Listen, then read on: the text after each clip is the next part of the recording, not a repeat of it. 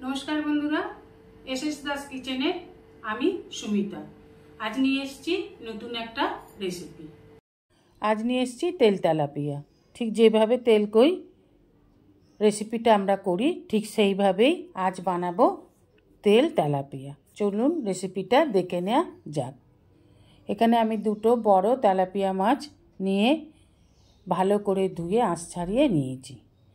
এবার একটু লবণ আর হলুদ মাখিয়ে নেব। প্রত্যেকটা পিসেই লবণ আর হলুদটাকে খুব ভালোভাবে মাখিয়ে নিতে হবে। ঠিক এইভাবে লবণ আর হলুদ মাখিয়ে নিলাম। এবার বানিয়ে নেব একটা মশলা। একটা মিক্সি জার নিয়ে নেব আদা কুচি, রসুন আর নিয়ে নেব শুকনো লঙ্কা, নিয়ে নেব 4টে কাঁচা লঙ্কা, নিয়ে নেব একটা টমেটো কুচি। এখানে আমি একটা টমেটো বড় নিয়েছি। এবার দিয়ে দেব 1 টিস্পুন জিরে। জিরেটা আপনারা একটু বেশিও দিতে পারেন। একটু জল দিয়ে একটা পেস্ট বানিয়ে নেব।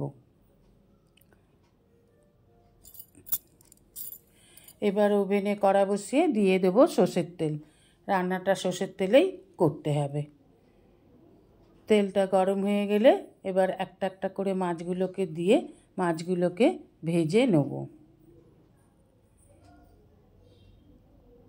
এক পিঠ হয়ে গেলে আর এক পিঠ হালকা লাল করে ভেজে তুলে নিতে হবে। এখানে বলে রাখি যেসব বন্ধুরা আমার চ্যানেলটিকে সাবস্ক্রাইব করে আমার পরিবারের সদস্য হয়েছেন তাদের অসংখ্য অসংখ্য ধন্যবাদ। যারা এখনও আমার চ্যানেলটিকে সাবস্ক্রাইব করে আমার পরিবারের সদস্য হননি তাদের কাছে অনুরোধ রইল আমার চ্যানেলটিকে সাবস্ক্রাইব করে আমার পরিবারের সদস্য হবার জন্য।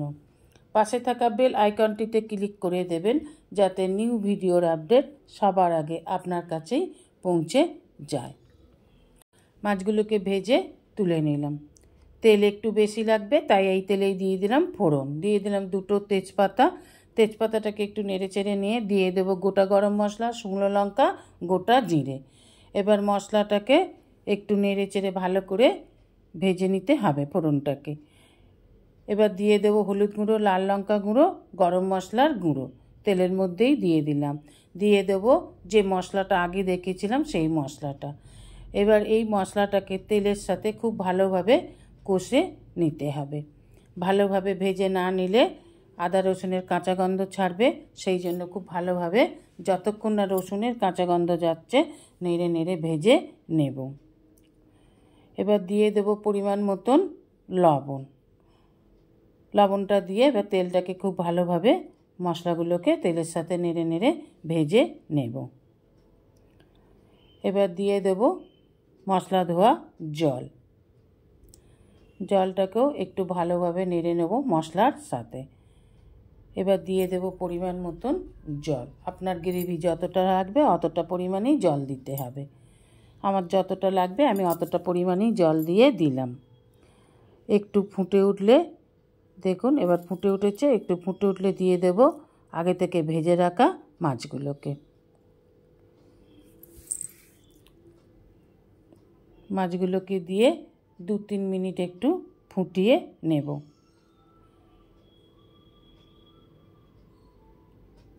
গ্রেভিটা একটু ঘন হয়ে গেলে নেড়ে চেড়ে নামিয়ে নিতে হবে। আর কোনো মশলা দেব না। দেখুন ফুটে গেছে। এবার নেড়ে চেড়ে আমি একটা সার্ভিং প্লেটে নিয়ে নিচ্ছি। এবার গরম গরম ভাতের সাথে পরিবেশন করুন। তেল কই যেরকম টেস্টি লাগে তেল তেলাপিয়া খেতেও সেই রকম ভালো লাগবে। অনুরোধ রইল একদিন করে খেয়ে দেখবেন। আশা করি রেসিপিটা আপনাদের ভালো লেগেছে। রেসিপিটা ভালো লাগলে অবশ্যই একটা লাইক, কমেন্ট, সাবস্ক্রাইব করার অনুরোধ রইল। পাশে থাকা বেল আইকনটিতে ক্লিক করে দেবেন নিউ ভিডিওর আপডেট যাতে সবার আগে আপনার কাছেই পৌঁছে যায়। নমস্কার, আজ এই পর্যন্তই। আবার দেখা হবে নতুন একটা রেসিপির সাথে নতুন একটা দিনে।